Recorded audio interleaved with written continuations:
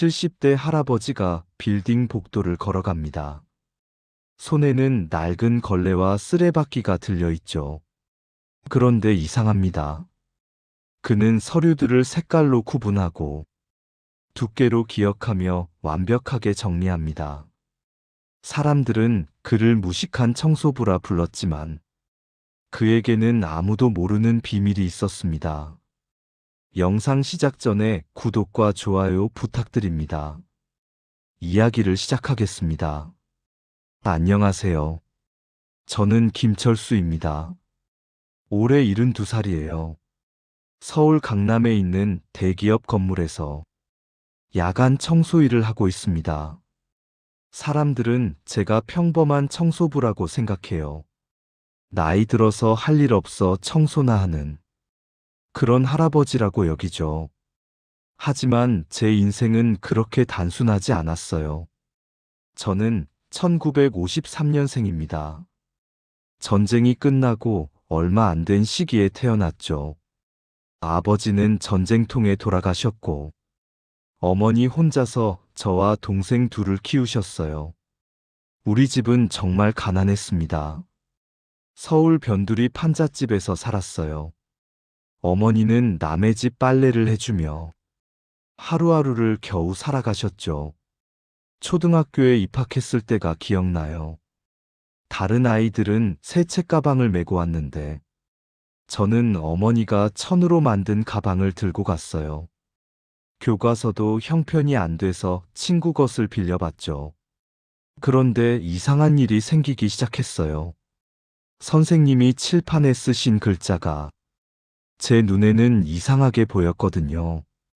기역과 니은이 헷갈렸고 비읍과 피읍이 똑같아 보였어요. 책을 읽으려고 하면 글자들이 춤을 췄어요. 한 줄을 읽다가 다음 줄로 넘어가면 어디까지 읽었는지 잊어버렸죠. 선생님은 제가 공부를 안 한다고 생각하셨어요. 수업 시간마다 혼났습니다. 김철수, 너는 왜 이것도 못 읽냐? 어제 숙제 안 했지? 집에서 놀기만 하고 공부는 안 하지? 저는 변명할 수가 없었어요. 정말로 열심히 했는데도 안 되는 걸 어떻게 설명할 수 있었겠어요? 친구들도 저를 놀렸습니다. 철수는 바보야. 기억도 못 읽어. 저렇게 커서 뭐하고 살래? 매일 그런 말을 들으니까 저는 점점 학교 가는 게 싫어졌어요. 어머니께 배가 아프다고 거짓말하고 학교를 빠지기 시작했죠. 2학년 때였을 거예요. 담임 선생님이 어머니를 부르셨어요.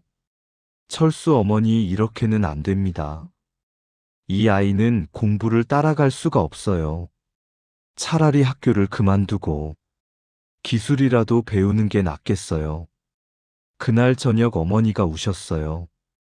작은 방 구석에서 소리 없이 우시는 어머니의 모습이 지금도 눈에 선합니다. 철수야, 미안하다. 엄마가 무능해서 너를 학교도 못 보내는구나. 어머니는 제 머리를 쓰다듬으며 말씀하셨어요.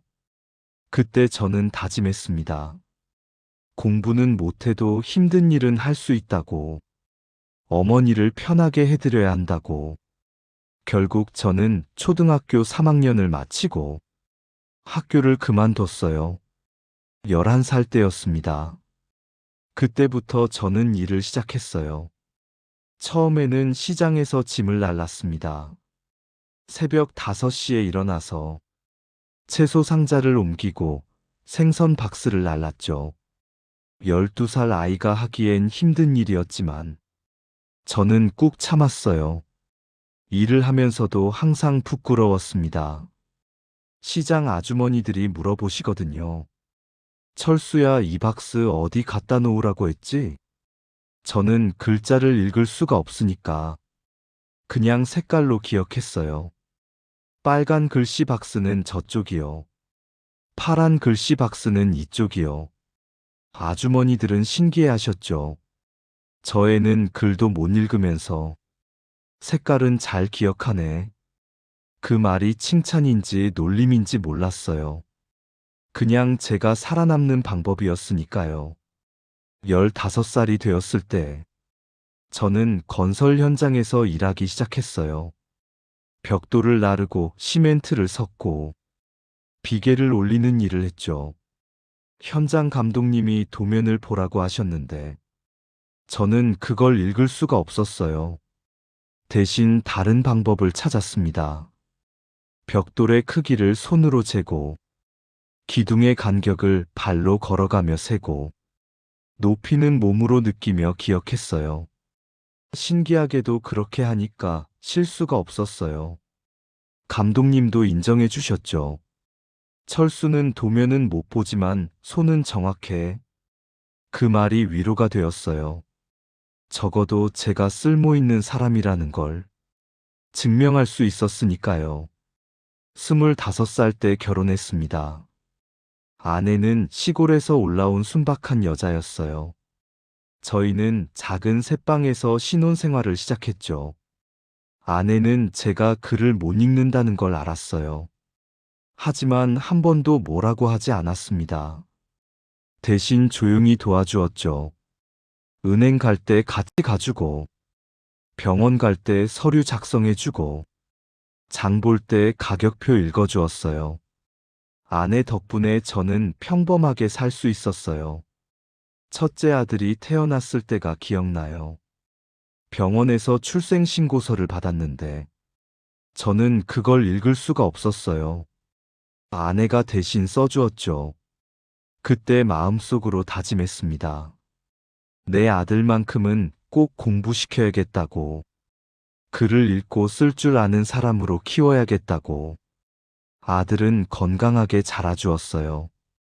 초등학교에 입학하고 중학교에 가고 고등학교까지 무사히 마쳤습니다. 저는 건설 현장에서 벌어들인 돈을 모두 아들 교육비로 썼어요.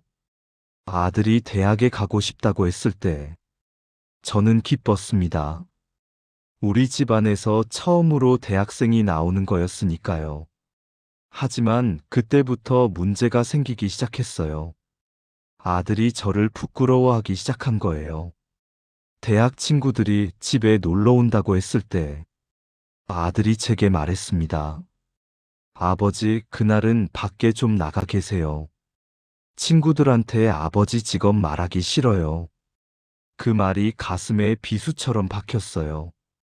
저는 아들을 위해 평생을 일했는데 아들은 그런 저를 부끄러워했으니까요. 아내가 아들을 나무랐습니다. 너 아버지가 얼마나 고생하셨는데 그런 말을 해? 하지만 아들은 대답했어요. 엄마는 몰라요. 학교 가면 애들이 놀려요. 아버지는 글도 못 읽는다고. 그 말을 듣는 순간 머리가 멍해졌어요. 아들도 결국은 다른 사람들과 똑같았구나. 저를 무식한 사람으로 본다는 걸 알았으니까요. 그날 이후로 아들과 사이가 멀어졌습니다. 아들은 대학을 졸업하고 취직했어요. 좋은 회사에 들어갔고 결혼도 했죠. 하지만 저희를 자주 찾아오지 않았어요. 명절에 한 번씩 얼굴 보는 게 전부였습니다. 손주가 태어났다는 소식을 들었을 때 저는 기뻤어요. 아내와 함께 아들 집을 찾아갔죠. 손주를 안아보고 싶었거든요. 하지만 며느리의 표정이 그리 좋지 않았어요. 아버님 오셨어요? 잠깐만 계시다 가세요. 아기가 아직 어려서요. 그 말의 진짜 의미를 저는 알았어요. 시아버지가 청소일 하는 사람이라 부끄럽다는 뜻이었죠. 집으로 돌아오는 길에 아내가 울었어요. 우리가 뭘 잘못했을까? 평생 성실하게 살았는데 왜 이런 대접을 받아야 할까? 저도 대답할 수가 없었어요. 그냥 제가 글을 못 읽는다는 이유만으로 평생 무시당하며 살아야 하는 건가 싶었거든요. 60살이 되었을 때 아내가 아팠어요. 당뇨병이 심해져서 병원에 입원했죠. 저는 매일 병원에 갔습니다. 간호사가 주는 서류를 받았는데 저는 그걸 읽을 수가 없었어요. 다른 환자 보호자에게 부탁했죠. 죄송한데 이거 좀 읽어주시겠어요? 그분은 이상하다는 표정으로 쳐다봤어요. 할아버지 글 못 읽으세요? 네, 잘 못 읽어서요. 어머, 요즘 세상에 그런 분도 계시네요. 그 말투에서 무시가 느껴졌어요. 아내는 석 달 만에 퇴원했습니다. 하지만 예전 같지 않았어요. 걷기도 힘들어 하시고 기운도 없으셨죠. 저는 더 열심히 일해야 했어요. 병원비를 갚아야 했고, 아내 약값도 벌어야 했으니까요. 65살의 건설 현장에서 일하기엔 제 몸이 너무 힘들었어요. 그래서 새로운 일을 찾기 시작했죠. 여기저기 알아보다가 청소 일을 하게 되었습니다. 처음엔 아파트 청소를 했어요. 계단을 쓸고 복도를 닦는 일이었죠. 힘들긴 했지만 건설 현장보다는 나았어요. 그런데 주민들의 시선이 불편했어요. 청소하는 할아버지를 마치 투명인간처럼 대했거든요. 인사를 해도 대답이 없었고, 고맙다는 말도 거의 듣지 못했어요. 어느 날 아파트 게시판에 글이 붙었어요. 청소 상태가 불만족스럽다는 내용이었죠. 관리소장님이 저를 부르셨어요. 김씨 주민들이 불만이 많아요. 좀 더 깨끗이 해주세요. 저는 최선을 다하고 있었는데도 그런 말을 들으니 억울했어요. 하지만 어쩔 수 없었죠. 제가 뭐라고 할 입장이 아니었으니까요. 68살이 되었을 때 아내가 세상을 떠났습니다. 당뇨 합병증이었어요. 장례식장에서 아들이 왔어요. 하지만 오래 머물지 않았습니다. 회사 일이 바빠서 먼저 가봐야 한다고 했죠.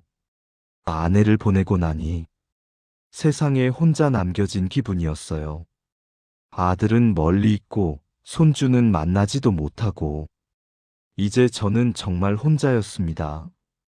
작은 원룸에서 혼자 살기 시작했어요.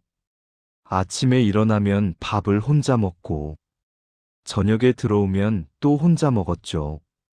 밤이 되면 외로움이 밀려왔어요. 그럴 때마다 아내 생각이 났습니다. 아내가 살아계실 때는 몰랐는데 그 사람이 얼마나 큰 힘이 되어 주었는지 이제야 알게 되었어요. 아파트 청소 일은 계속 힘들었어요. 주민들의 불만은 끊이지 않았고 관리소장님은 계속 압박했죠. 결국 저는 그곳을 그만두기로 했습니다. 70살의 나이에 새 일을 찾기란 쉽지 않았어요. 여기저기 알아봤지만 다들 나이가 많다며 거절했죠. 그러던 중 한 인력사무소에서 연락이 왔어요. 강남에 있는 대기업 건물에서 야간 청소부를 찾는다고 했습니다. 밤 10시부터 아침 6시까지 일하는 거였죠. 야간 근무라 힘들겠지만 저는 그 일을 하기로 했어요. 혼자 사는데 낮에 집에 있어 봐야 더 외로울 것 같았거든요. 첫 출근 날이 기억나요. 강남역 근처에 커다란 빌딩이었어요.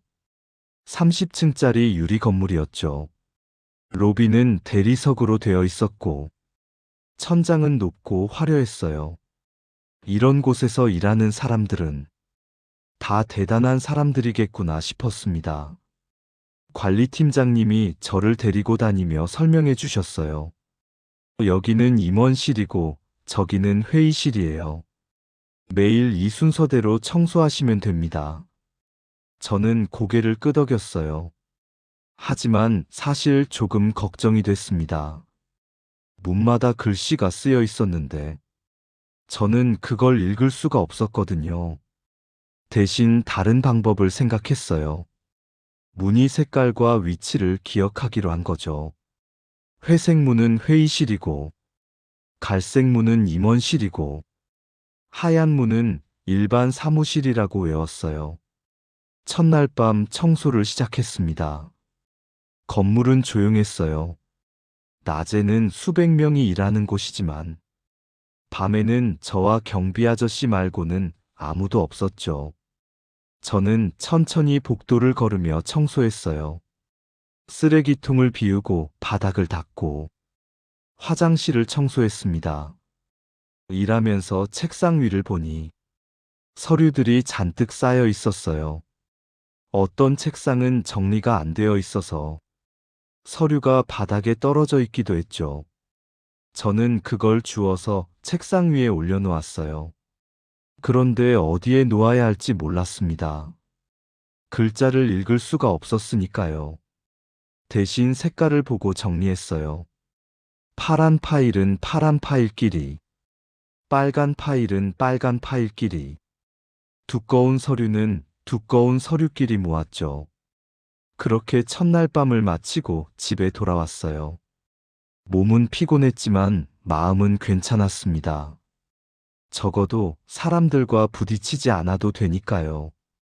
야간 근무라 낮에 일하는 직원들을 만날 일이 없었거든요. 한 달 정도 지났을까요? 저는 건물 구조를 완전히 외웠어요. 어느 방이 어디에 있고, 어느 층에 무슨 부서가 있는지 몸으로 다 기억했습니다. 복도의 길이도 발걸음으로 세고, 화장실의 위치도 머릿속에 그렸어요. 서류 정리도 제 나름의 방식이 생겼습니다. 색깔로 구분하고 두께로 기억하고 냄새로도 구분했어요. 오래된 서류는 특유의 냄새가 있었고 새 서류는 잉크 냄새가 났거든요. 어느 날 밤이었어요. 평소처럼 청소를 하고 있는데 한 사무실에 불이 켜져 있었습니다. 이상했어요. 보통 밤 11시면 다들 퇴근하시는데 누군가 아직 일하고 계신 거였죠. 조심스럽게 문을 두드렸어요. 누구세요? 안에서 젊은 남자 목소리가 들렸습니다. 청소하러 왔습니다. 들어오세요. 문을 열고 들어가니 젊은 직원이 책상 앞에 앉아 있었어요. 30 초반쯤 돼 보이는 남자였습니다. 안경을 쓰고 있었고 표정이 피곤해 보였죠. 죄송합니다. 아직 일이 안 끝나서요. 괜찮습니다. 저는 쓰레기통을 비우고 바닥을 닦기 시작했어요. 젊은 직원은 계속 서류를 보고 있었습니다. 한숨을 쉬는 소리가 들렸어요. 뭔가 많이 힘든 것 같았습니다. 저는 조용히 청소를 마치고 나가려고 했어요. 그런데 젊은 직원이 말을 걸었습니다. 할아버지 여기서 일하신 지 오래되셨어요? 아니요, 한 달 정도 됐습니다. 그래요? 저는 이번 주에 입사했어요. 신입사원이구나 싶었습니다. 그래서 이렇게 늦게까지 일하는 거였죠. 힘드시겠어요? 네, 정말 힘들어요. 서류가 너무 많아서 정리가 안 돼요. 젊은 직원의 책상을 보니 정말 서류가 산더미처럼 쌓여 있었어요. 파일들이 여기저기 흩어져 있었고 책상 위도 바닥도 온통 종이 천지였죠. 제가 도와드릴까요? 젊은 직원이 의아한 표정으로 저를 봤어요. 할아버지가요? 내 정리는 제가 좀 잘합니다. 그럼 부탁드려도 될까요? 정말 감사하겠어요. 저는 책상으로 다가갔습니다. 서류들을 하나씩 집어들었어요. 글자는 읽을 수 없었지만 제 나름의 방법으로 정리했습니다. 먼저 색깔별로 나눴어요. 파란 파일, 빨간 파일, 노란 파일로요. 그 다음에 두께로 구분했습니다. 얇은 것, 중간 것, 두꺼운 것으로요. 마지막으로 크기별로 정리했어요. A사 용지, B사 용지, 작은 쪽지들로요. 그렇게 1시간쯤 지났을까요? 책상 위가 깨끗하게 정리됐습니다. 젊은 직원이 놀란 표정으로 말했어요. 와, 대단하세요. 어떻게 이렇게 정리를 잘하세요? 그냥 오래 하다 보니 방법이 생겼습니다. 저는 대수롭지 않게 대답했어요. 하지만 속으로는 조금 뿌듯했습니다. 누군가 제 일을 인정해 준 게 정말 오랜만이었거든요. 할아버지 정말 고맙습니다. 덕분에 빨리 끝낼 수 있을 것 같아요. 천만에요. 그날 이후로 그 젊은 직원을 자주 만나게 됐어요. 그는 거의 매일 밤 늦게까지 일했거든요. 저는 그의 사무실을 청소할 때마다 서류 정리를 도와주었습니다. 어느 날 밤 그가 물어봤어요. 할아버지 어떻게 그렇게 정리를 잘하세요? 비결이 뭐예요? 저는 잠시 망설였습니다. 사실대로 말해야 할까 고민했거든요. 하지만 그의 눈빛이 진심으로 궁금해하는 것 같았어요. 저는 글을 잘 못 읽습니다. 네. 그래서 다른 방법으로 기억해요. 색깔 두께 크기로요. 젊은 직원이 놀란 표정을 지었어요. 할아버지 글을 못 읽으신다고요? 네, 어렸을 때 학교를 못 다녀서요. 그런데도 이렇게 완벽하게 정리하시다니. 정말 대단하세요. 그는 진심으로 감탄하는 것 같았어요. 무시하는 표정이 아니었습니다. 오히려 존경하는 눈빛이었죠. 할아버지 혹시 생맹은 아니시죠? 아니요, 색깔은 잘 보입니다. 그럼 숫자는요? 읽을 수 있으세요? 숫자도 잘 헷갈립니다. 6과 9가 똑같아 보이고 3과 8도 비슷해 보여요. 젊은 직원이 뭔가 생각하는 표정을 지었어요. 할아버지 혹시 검사 받아보신 적 있으세요? 검사요? 네, 혹시 난독증일 수도 있어요. 난독증이요? 그게 뭔가요? 글자를 읽는데 어려움을 겪는 증상이에요. 머리가 나쁜 게 아니라 뇌가 글자를 처리하는 방식이 다른 거예요. 저는 처음 듣는 말이었어요. 난독증이라는 게 있다는 것도, 그게 병이라는 것도 몰랐거든요. 평생을 그냥 제가 머리가 나쁜 줄 알았어요. 공부를 못하는 바보라고 생각했죠. 그런데 그게 아닐 수도 있다니. 믿기지 않았습니다. 할아버지, 제 동생이 언어치료사예요. 한번 상담받아 보시겠어요? 저는 망설였습니다. 이제 와서 검사를 받는다고 뭐가 달라질까요? 이미 이른이 넘은 나이인데 지금 난독증이라는 걸 안다고 해서 제 인생이 바뀌는 건 아니잖아요. 괜찮습니다. 이제 늙어서 알아봐야 소용없어요. 아니에요, 할아버지. 늦은 나이란 없어요. 알고 사는 것과 모르고 사는 건 달라요. 젊은 직원의 목소리에 힘이 있었어요. 그의 진심이 느껴졌습니다. 저는 고개를 끄덕였어요. 그럼 한번 가보겠습니다. 일주일 후 저는 병원에 갔습니다. 젊은 직원의 동생이 일하는 곳이었어요. 언어치료센터라는 간판이 걸려 있었죠. 안으로 들어가니 젊은 여자 선생님이 반겨주었어요. 안녕하세요. 오빠한테 이야기 들었어요. 어서 오세요. 선생님은 친절하게 안내해 주었습니다. 여러 가지 검사를 받았어요. 글자를 읽어보라고도 하고, 그림을 보고 설명해 보라고도 했죠. 퍼즐을 맞춰보기도 하고, 색깔을 구분해 보기도 했어요. 검사는 2시간 정도 걸렸습니다. 일주일 후 결과를 들으러 다시 갔어요. 선생님이 저를 보더니 말씀하셨습니다. 할아버지 난독증이 맞으세요. 그것도 꽤 심한 편이에요. 역시 그랬구나 싶었습니다. 평생 의심했던 게 사실로 확인된 거였죠. 그런데 특이한 점이 있어요. 특이한 점이요? 할아버지는 시각적 기억력이 매우 뛰어나세요. 색깔 형태 크기를 기억하는 능력이 일반인보다 훨씬 높아요. 저는 잘 이해가 안 됐어요. 그게 무슨 뜻인지 몰랐거든요. 쉽게 말하면 할아버지는 글자는 못 읽지만 그림으로 기억하는 거예요. 다른 사람들이 글자로 정보를 저장한다면 할아버지는 이미지로 저장하시는 거죠. 아, 그런 거였구나.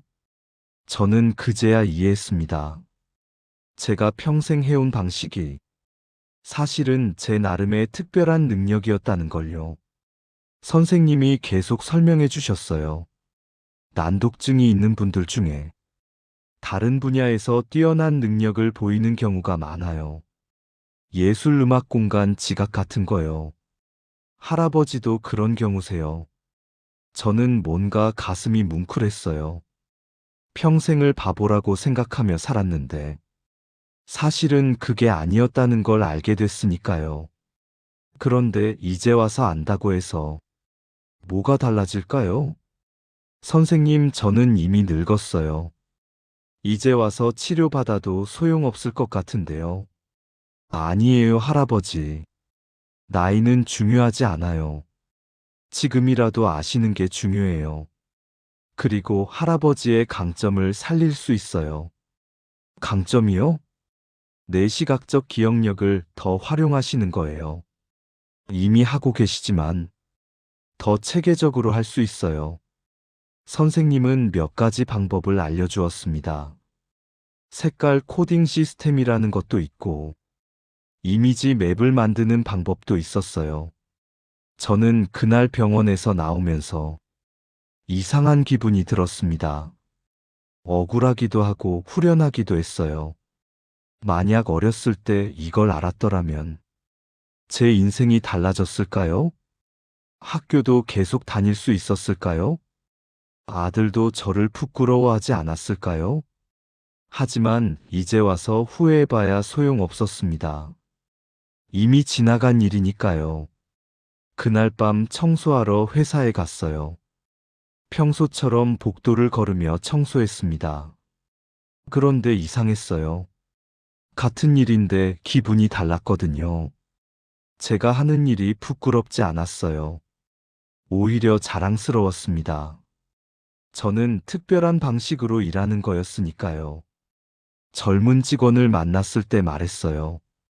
검사받고 왔습니다. 정말 난독증이래요. 그쪽? 저도 그럴 줄 알았어요. 고맙습니다. 덕분에 알게 됐어요. 천만에요, 할아버지. 그보다 할아버지께 부탁드릴 게 있어요. 부탁이요? 내일 우리 팀 서류 정리 좀 도와주실 수 있으세요? 할아버지 방식이 정말 효율적이거든요. 저는 놀랐어요. 제가 다른 사람을 도와줄 수 있다니. 믿기지 않았거든요. 제가요? 네, 할아버지. 할아버지의 색깔 정리 방식을 우리 팀에 적용하고 싶어요. 그날부터 제 일이 조금씩 달라지기 시작했어요. 단순히 청소만 하는 게 아니라 서류 정리도 돕게 된 거죠. 처음엔 그 젊은 직원 팀만 도와줬어요. 그런데 소문이 퍼지기 시작했습니다. 야간 청소하는 할아버지가 서류 정리를 기가 막히게 한다고요. 다른 팀에서도 요청이 들어왔어요. 저희 팀도 좀 도와주세요. 서류가 너무 많아서 정리가 안 돼요. 저는 기꺼이 도와주었습니다. 각 팀의 서류를 제 방식대로 정리했어요. 색깔별로 나누고 두께별로 구분하고 크기별로 분류했죠. 사람들이 신기해했습니다. 어떻게 이렇게 정리를 잘하세요? 저는 대답했어요.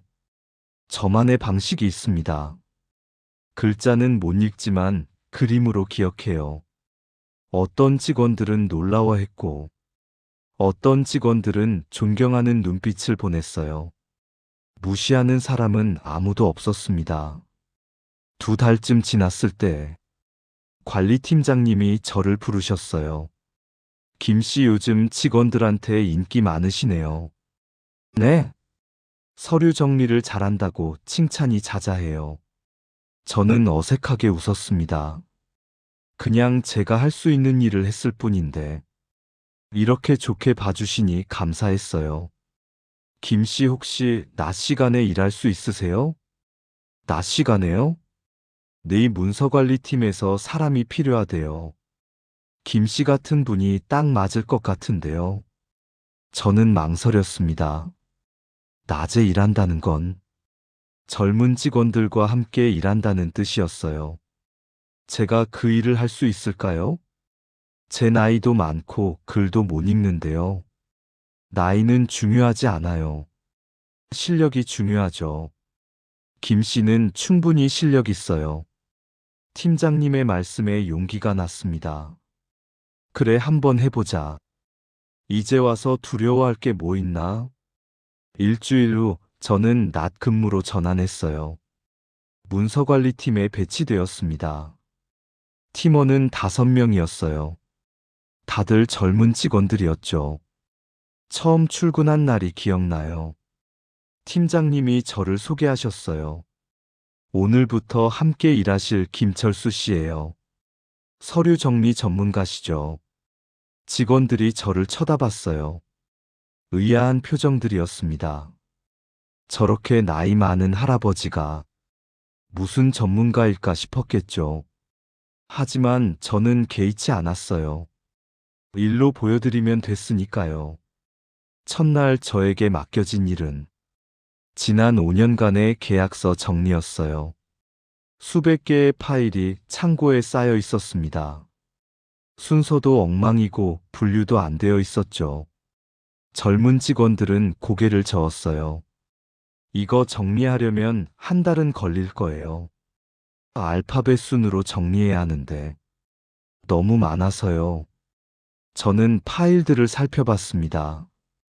글자는 읽을 수 없었지만 제 방식으로 분류할 수 있었어요. 먼저 파일의 색깔을 봤어요. 파란색, 빨간색, 노란색, 초록색으로 나눴죠. 그 다음에 두께를 봤습니다. 얇은 것, 중간 것, 두꺼운 것으로요. 마지막으로 파일에 붙은 라벨의 모양을 봤어요. 네모난 것, 동그란 것, 긴 것으로 구분했죠. 사흘 만에 정리가 끝났습니다. 팀원들이 깜짝 놀랐어요. 어떻게 이렇게 빨리 하셨어요? 저는 웃으며 대답했습니다. 제 방식이 있습니다. 하지만 속으로는 떨렸어요. 제대로 정리한 건지 확인이 필요했거든요. 팀장님이 확인해 보더니 놀라워했습니다. 완벽해요. 어떻게 이렇게 정확하게 분류하셨어요? 저는 솔직하게 말씀드렸어요. 저는 글을 잘 못 읽습니다. 대신 색깔과 모양으로 기억해요. 사실 난독증이 있어요. 팀원들이 놀란 표정을 지었습니다. 난독증이요? 그런데 어떻게 이렇게 완벽하게 정리하신 거예요? 저는 제 방식을 설명해 드렸어요. 색깔 코딩 시스템이라는 걸 쓴다고. 모양과 크기로 정보를 저장한다고요. 팀원들은 감탄했습니다. 대단하세요. 우리도 그 방식 배우고 싶어요. 그날부터 제 일이 달라졌어요. 단순히 정리만 하는 게 아니라 다른 팀원들에게 제 방식을 가르쳐 주기 시작했죠. 색깔별로 서류를 분류하는 법, 두께로 중요도를 구분하는 법, 모양으로 카테고리를 나누는 법을 알려줬어요. 처음에 의심하던 팀원들도 점차 제 방식을 받아들이기 시작했습니다. 실제로 효율이 올라갔거든요. 서류를 찾는 시간이 절반으로 줄었고, 분실되는 문서도 거의 없어졌어요. 3개월쯤 지났을 때, 회사에서 저를 정규직으로 전환해 주었어요. 더 이상 단순 청소부가 아니라 문서관리 전문가로 인정받은 거였죠. 급여도 올랐고 직함도 생겼습니다.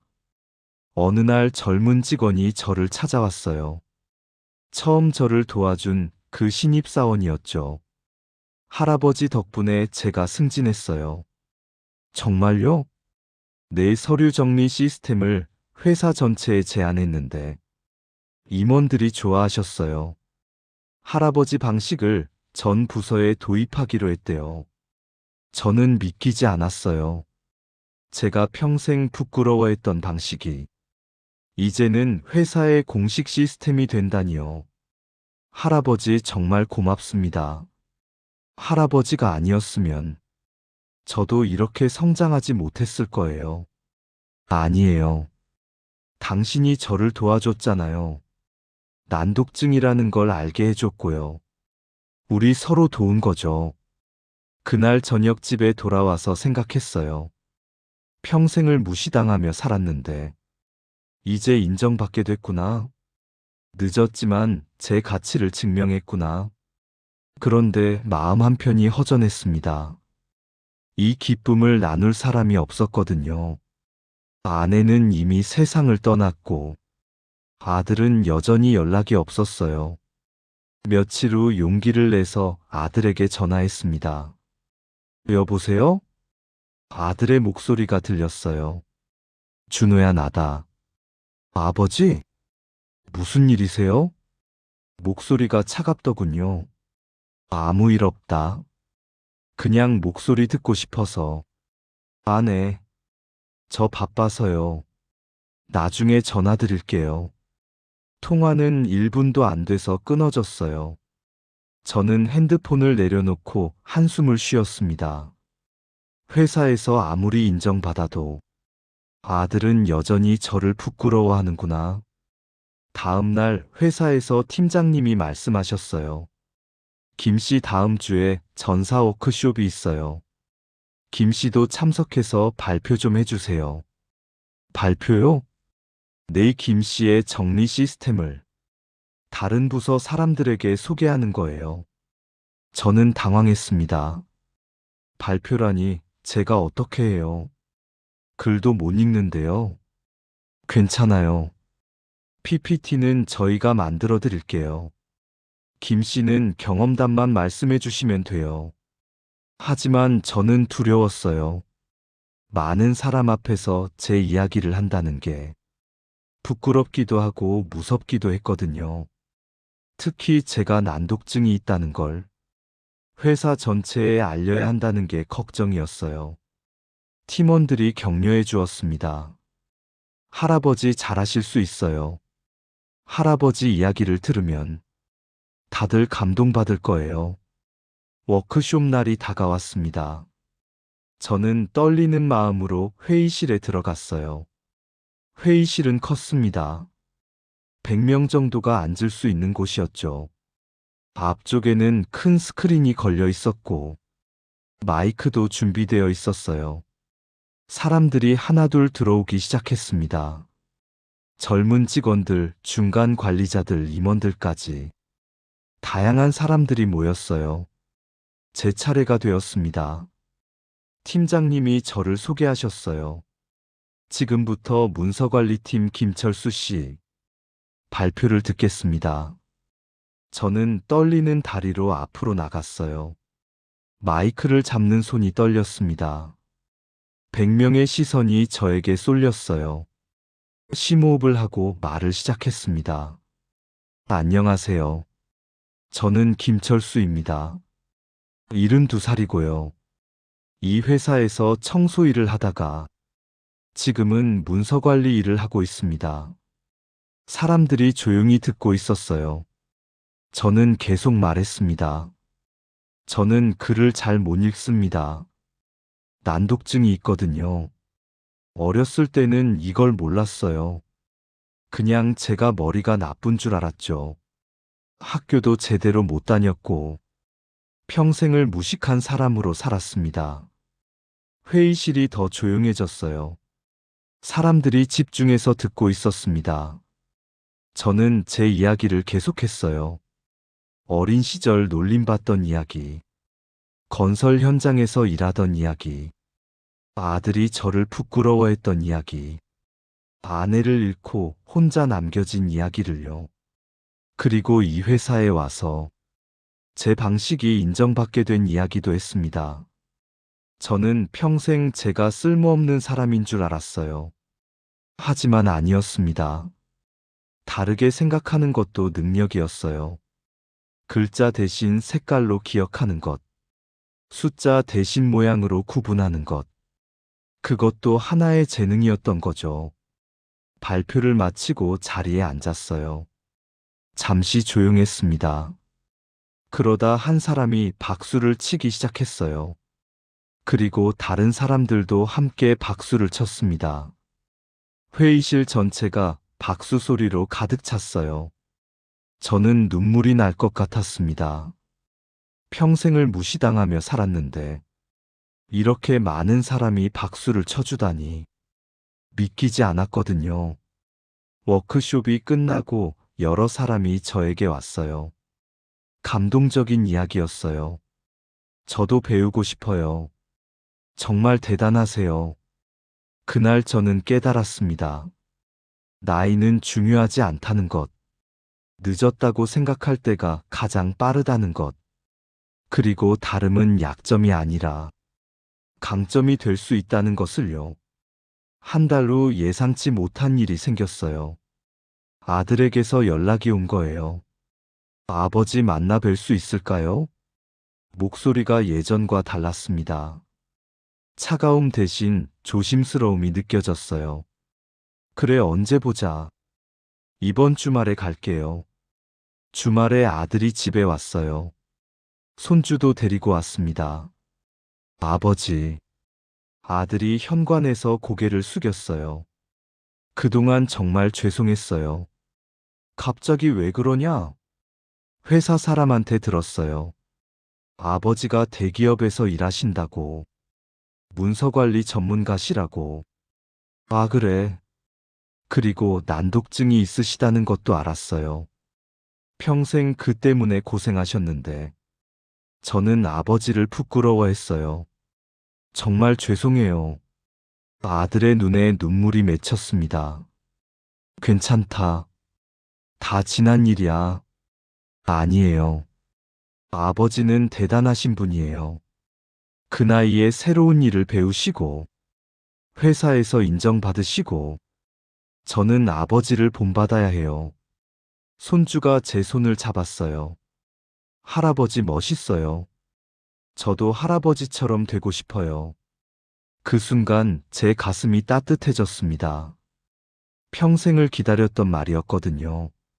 아들이 저를 인정해준다는 것, 손주가 저를 자랑스러워한다는 것, 그것만으로도 충분했어요.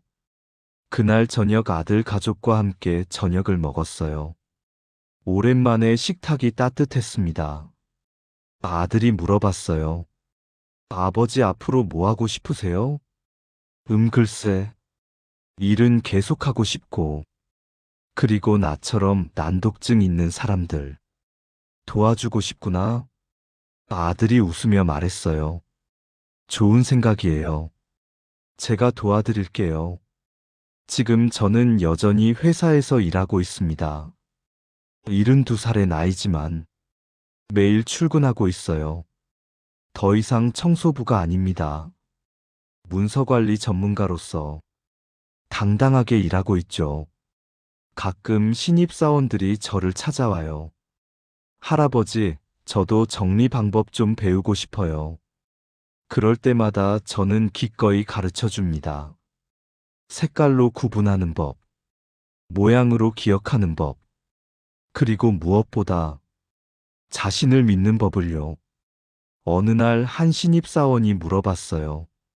할아버지 후회되는 거 없으세요? 만약 어렸을 때 난독증을 알았더라면 인생이 달라졌을 텐데요. 저는 고개를 저었습니다. 후회는 없어. 늦게 알았지만 그래도 알게 됐잖아. 그리고 덕분에 지금의 내가 있는 거고. 정말요? 그래, 인생에 늦은 나이란 없어. 중요한 건 지금 무엇을 하느냐야. 그 말을 하면서 저도 깨달았어요. 정말로 후회가 없다는 걸요. 힘들었던 시간들도, 무시당했던 순간들도 모두 제가 성장하는 과정이었다는 걸요. 요즘 저는 주말마다 복지관에 갑니다. 난독증이 있는 아이들을 만나기 위해서예요. 아이들에게 제 이야기를 들려줘요. 할아버지도 너희처럼 글을 못 읽었어. 학교도 제대로 못 다녔고, 하지만 포기하지 않았단다. 다른 방법을 찾았지. 색깔로 기억하고 모양으로 구분하고, 그렇게 살아왔어. 너희도 할 수 있어. 다르다는 건 틀린 게 아니야. 특별한 거란다. 아이들의 눈이 반짝입니다. 어떤 아이는 울기도 해요. 자기도 할 수 있다는 희망을 갖게 됐다고요. 그럴 때마다 제 가슴이 뿌듯합니다. 제 경험이 누군가에게 도움이 된다는 게 정말 감사한 일이거든요. 지난주에는 특별한 일이 있었어요. 아들이 회사에 찾아온 거예요. 아버지, 제가 아버지 이야기를 책으로 쓰고 싶어요. 책? 내 난독증을 극복하고 일은 넘어서 새로운 삶을 시작한 이야기요. 많은 사람이 감동받을 것 같아요. 저는 망설였습니다. 제 부족한 이야기를 책으로 쓴다니 부끄럽기도 했거든요. 하지만 아들의 눈빛이 진지했어요. 아버지 이야기는 누군가에게 희망이 될 거예요. 늦었다고 생각하는 사람들에게, 다르다고 좌절하는 사람들에게 아버지의 삶이 용기를 줄 수 있어요. 그 말에 고개를 끄덕였습니다. 그래 해보자. 내 이야기가 누군가에게 도움이 된다면 기꺼이 나누고 싶구나. 지금 이 순간도 저는 배우고 있습니다. 72살의 나이지만 아직도 배울 게 많아요. 요즘은 컴퓨터도 배우고 있어요. 글자는 못 읽지만 아이콘의 색깔과 모양으로 구분해서 프로그램을 사용할 수 있거든요. 젊은 직원들이 신기해합니다. 할아버지 대단하세요. 컴퓨터도 하시네요. 저는 웃으며 대답해요. 나이는 숫자일 뿐이야. 중요한 건 마음가짐이지. 어제는 손주가 전화했어요. 할아버지, 저 학교에서 발표했어요. 할아버지 이야기를요. 정말? 내 난독증이 있어도 멋진 삶을 살 수 있다고요. 친구들이 다 감동했대요. 할아버지 자랑스러워요. 그 말을 들은 순간 제 눈에 눈물이 맺혔습니다. 손주가 저를 자랑스러워한다니. 이보다 더 큰 기쁨은 없었어요. 오늘도 저는 출근합니다. 72살의 나이에도 매일 아침 7시에 일어나서 회사로 향해요. 지하철을 타고 가면서 창밖을 봅니다. 사람들이 바쁘게 움직이고 있어요. 저도 그 속의 한 사람입니다. 더 이상 부끄럽지 않아요. 당당하게 제 자리를 지키고 있으니까요. 회사에 도착하면 후배들이 인사해요. 김대리님 좋은 아침이에요. 김대리라는 호칭이 아직도 어색해요. 하지만 기분은 좋습니다. 인정받는다는 게 이런 기분이구나. 새삼 느끼게 되거든요. 오늘도 서류 더미가 기다리고 있어요. 새로 들어온 계약서들을 정리해야 합니다. 저는 익숙한 손길로 작업을 시작해요. 파란색 파일, 빨간색 파일, 노란색 파일. 두꺼운 것, 얇은 것, 중간 것. 큰 것, 작은 것, 중간 크기. 제 손끝에서 서류들이 정리됩니다. 이제는 너무나 자연스러워요. 점심시간에 후배들과 함께 밥을 먹어요. 김 대리님 요즘 건강은 어떠세요?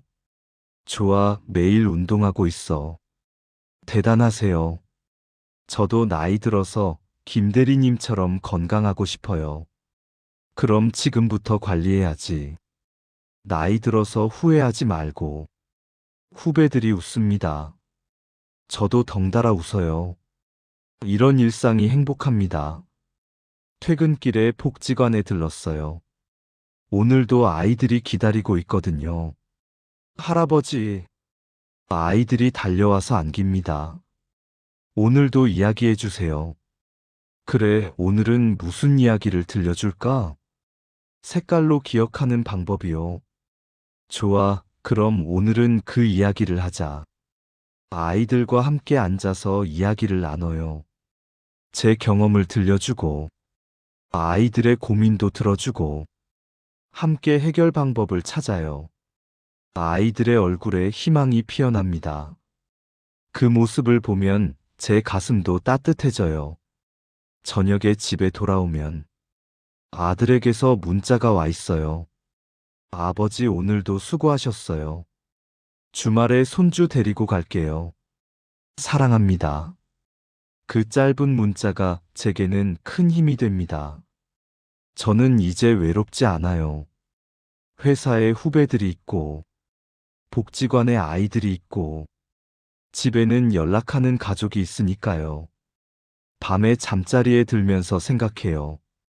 제 인생이 헛되지 않았다고, 힘들었지만 의미 있었다고, 그리고 아직 끝나지 않았다고요. 72살이지만 아직도 할 일이 많습니다. 배울 것도 많고, 나눌 것도 많고, 사랑할 사람도 많아요. 나이는 정말 숫자일 뿐입니다. 중요한 건 어떻게 사느냐예요. 당당하게 자신의 길을 걷는가, 다른 사람에게 희망을 주는가, 그게 더 중요한 것 같아요. 저는 글을 못 읽습니다. 70이 넘도록 난독증이 있어요.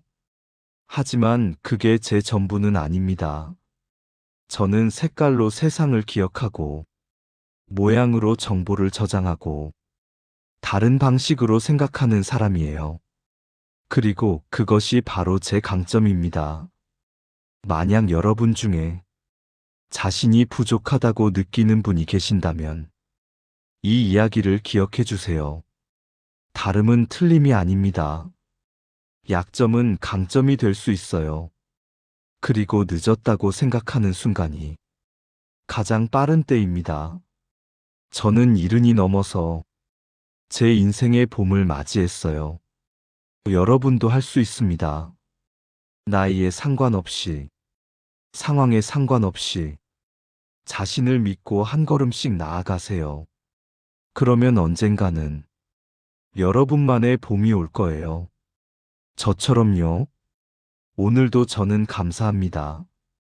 숨 쉴 수 있어서, 일할 수 있어서, 누군가를 도울 수 있어서, 그리고 무엇보다 저 자신을 사랑할 수 있게 되어서요. 이 이야기가 여러분에게 작은 희망이 되길 바랍니다. 늦었다고 생각하지 마세요. 다르다고 좌절하지 마세요. 여러분은 충분히 특별하고 충분히 가치 있는 사람입니다. 저의 이야기는 여기까지입니다. 긴 이야기 들어주셔서 감사합니다. 여러분의 삶에도 따뜻한 봄이 찾아오길 진심으로 기원합니다. 당신은 혼자가 아닙니다. 당신은 소중한 사람입니다. 그리고 당신의 인생은 아직 끝나지 않았습니다. 지금 이 순간부터 새로운 시작을 할 수 있어요. 저처럼요. 감사합니다.